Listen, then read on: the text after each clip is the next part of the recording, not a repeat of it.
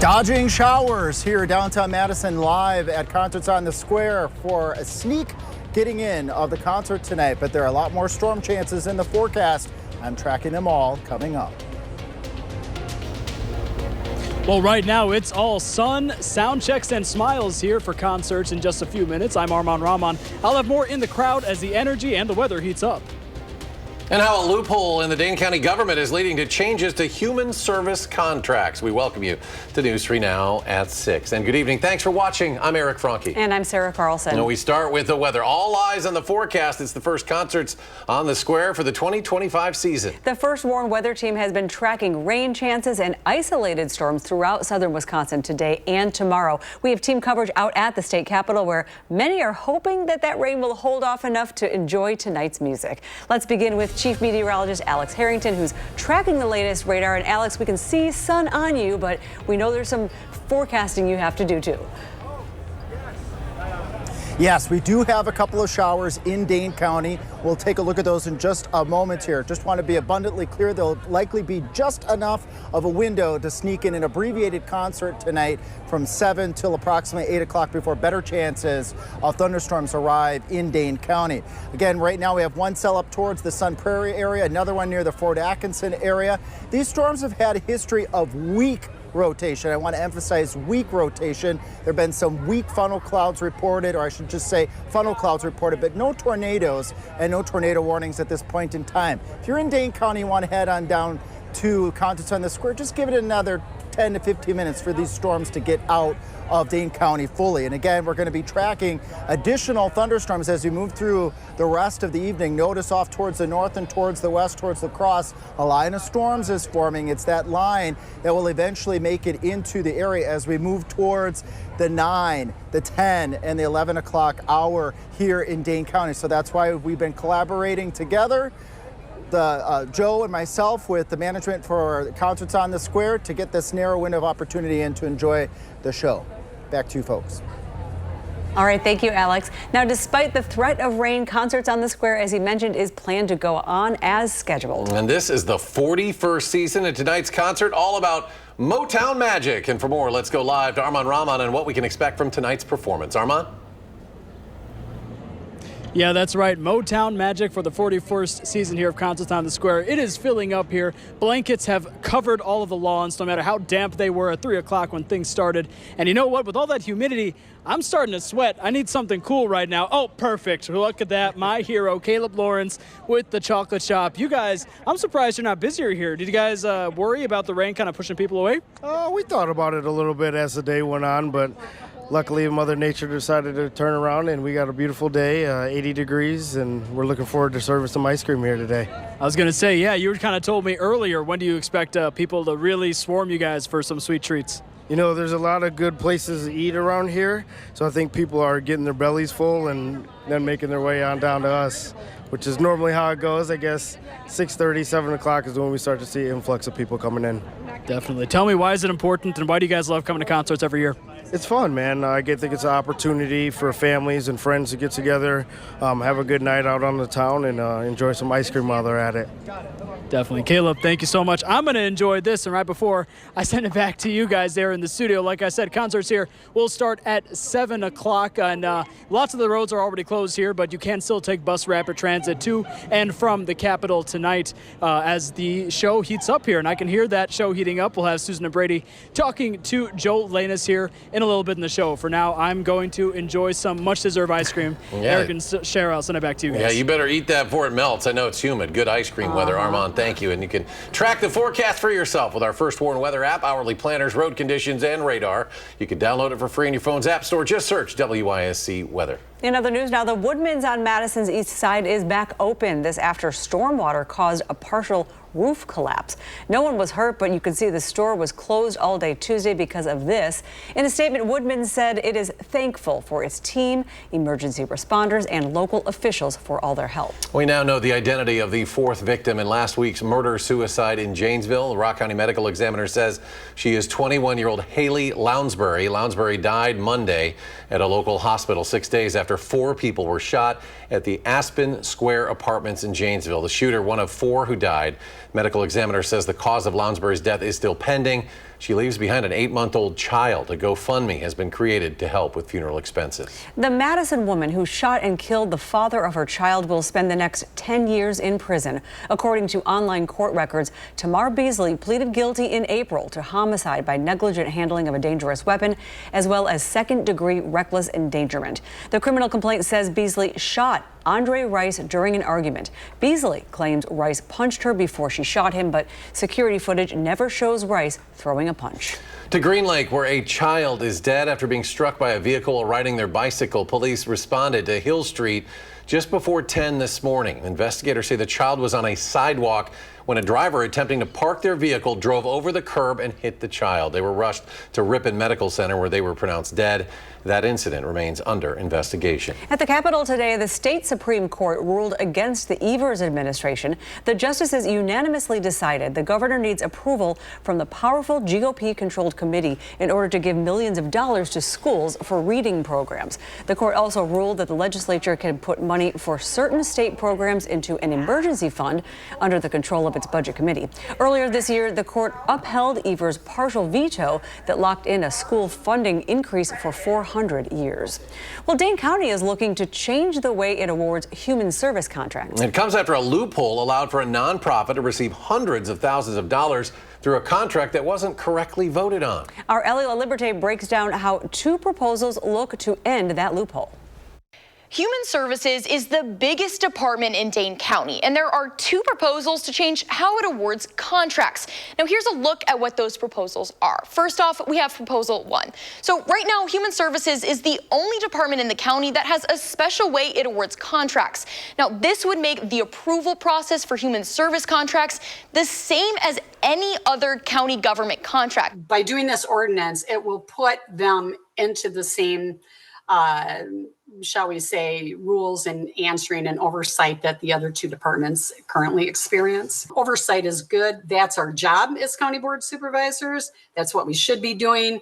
And that's why I signed on. Now, this proposal was not recommended by the committee at its meeting earlier this month, but it's still heading to a vote later this week. Now, we also have Proposal 2, and by the length of this document, you can tell it's much more complex. And to put it simply, it would alert board members about contracts, but the Human Services Director would still have the authority to award them. We are providing a few points of additional transparency, but also provides for the ability for the department to execute a small contract in order to prevent the disruption of services.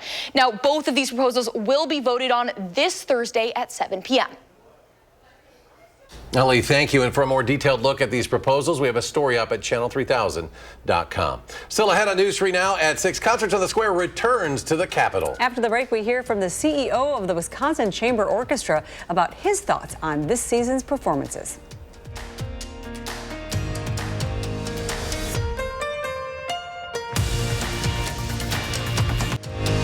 You're watching News 3 now at 6. Welcome back. The first Concerts on the Square performance of the season, less than an hour away. Tonight's concert is all about Motown magic. And for more on tonight's show and the season, we go live now to Susan Simon and Brady Mallory out at the Capitol. Hey, guys.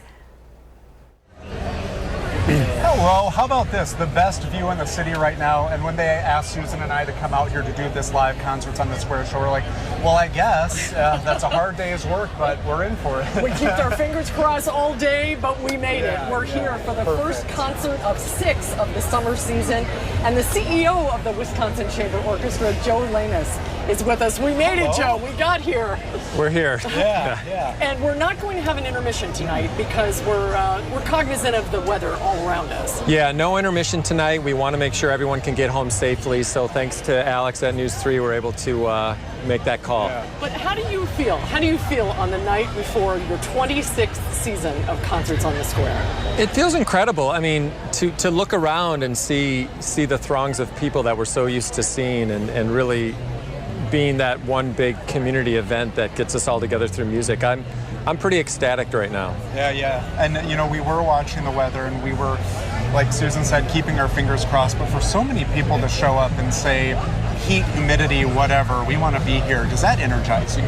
Oh, it absolutely does. You know, as performers, I'm a performer myself, but the audience feeds from the energy that the musicians bring, and the musicians feed from the energy that the audience brings. So I can tell you, like, there's going to be something happening tonight. We're happy to play in front of nobody, but when you can play for tens of thousands, it just makes it so much better and more vibrant. How do the musicians feel about this intense heat and humidity, though?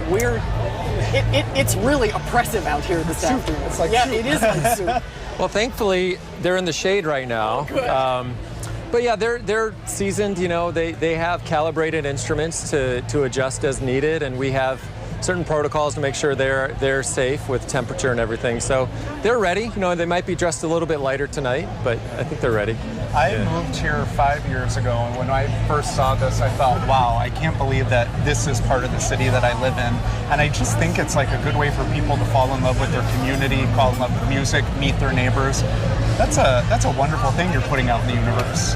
Yeah, we talked about this earlier. Like, music is this universal language that we all come together with, and it doesn't really matter what genre, but people come together, and you can feel. I have a close friend who says music is feeling, right?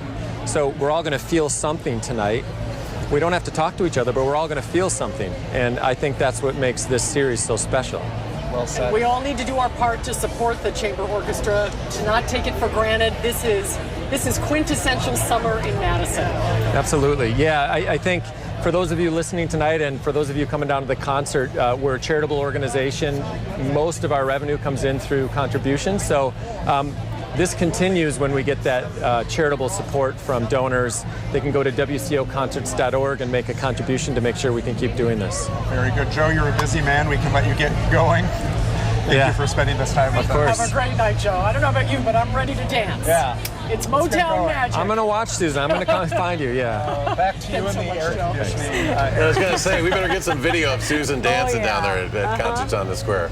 Brady, Susan, Joe, thank you. Still ahead, why some of the Badger basketball program's best players ever are returning to Madison this week. Plus, extreme heat isn't only dangerous to physical health, possibly. It can significantly impact mental health as well. Plus, how much rain will southern Wisconsin see yet tonight? Alex returns with a complete forecast from Concerts on the Square.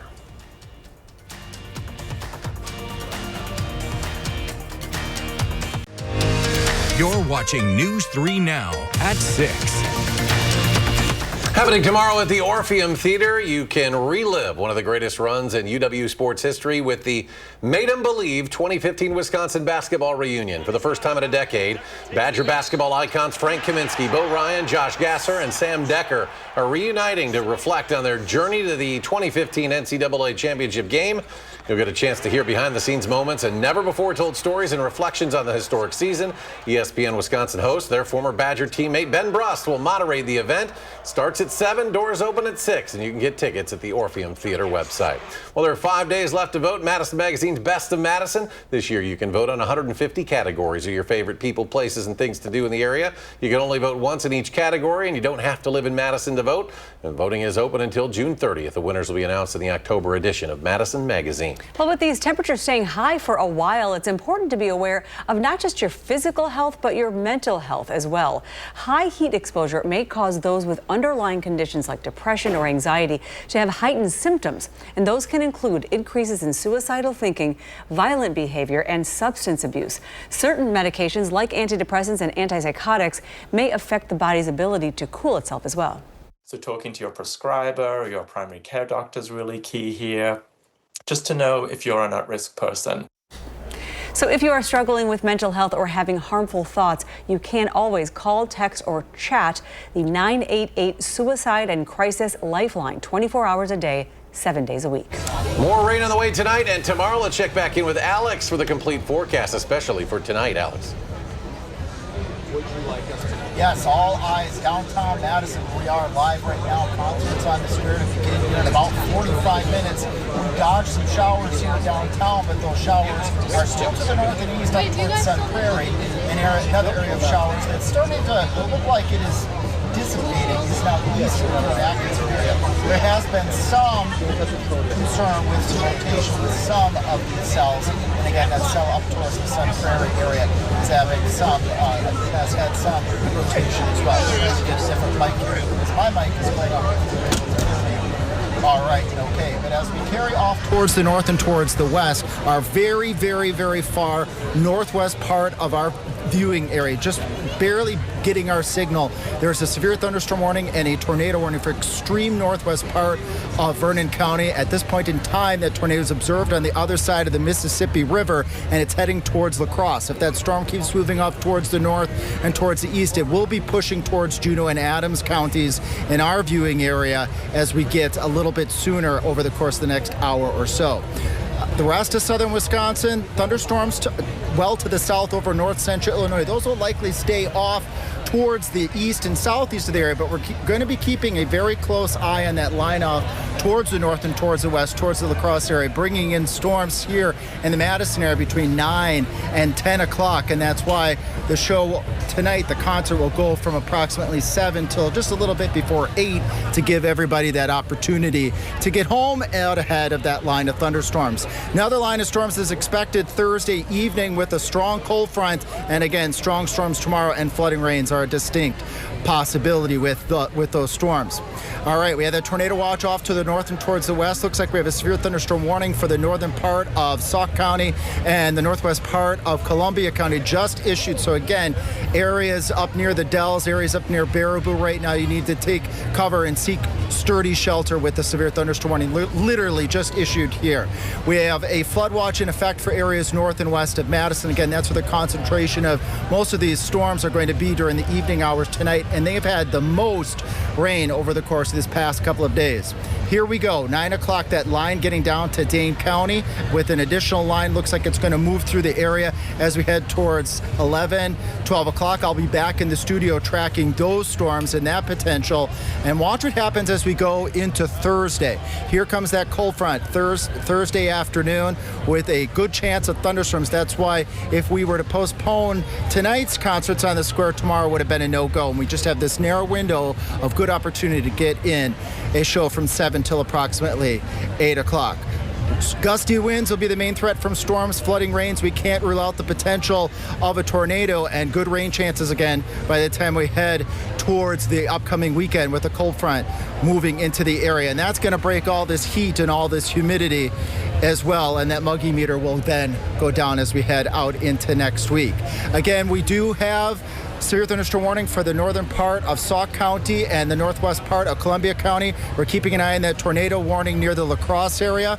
We'll be watching these storms all evening long. Blaze is currently in the studio, and I'll be back in the studio momentarily. Back to you folks in the studio. Hopefully we can get that in without any weather issues. Alex, thank you, and quite a duel of young pitchers today in Milwaukee. Hey, the Brewers are a lot of fun when this guy's on the mound. Coming up in sports, another start, another win for the Miz. How Jacob Mizorowski outdueled Paul Skeens and the Pirates. That's next on News 3 Now.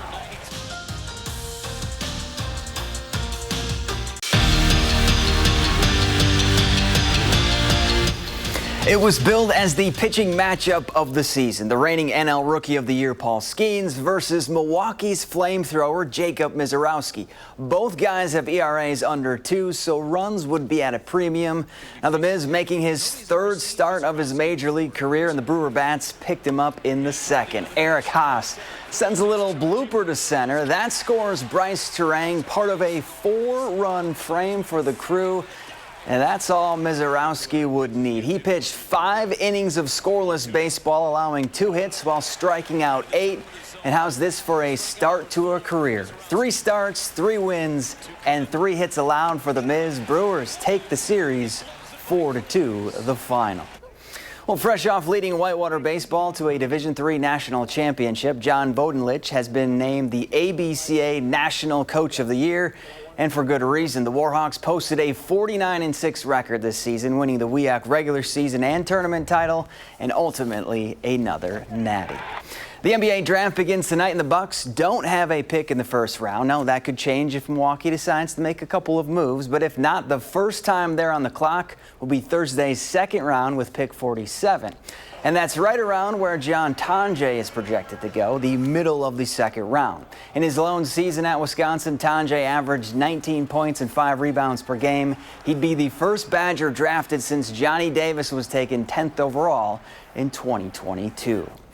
Well, it was a sad day for the Wisconsin football program with the news that former Badger Nate White passed away. Luke Fickell said in a statement, "The news of Nate White's passing has been sad and difficult to comprehend." He went on to say, "We remember Nate as a friend and a teammate, and we stand in support of Nate's family and loved ones." White spent 2 seasons in Madison before transferring to South Dakota State in January. And we want to get quickly to Blaze. Final check of the forecast. Yes, we're continuing to track that severe thunderstorm there in parts of Sauk. That also includes northwestern parts of Columbia County, mainly for 60-mile-per-hour winds. But there is a little bit of rotation weak just north and east of Reedsburg, spiking there. So we're going to continue to watch this as a tornado warning could be possible. And of course, we'll let you know if that changes. Thank you so much. Thanks for watching News 3 Now at 6. Entertainment Tonight is up next. Our next newscast tonight at 10. You can always find us streaming 24/7 on Channel 3000+.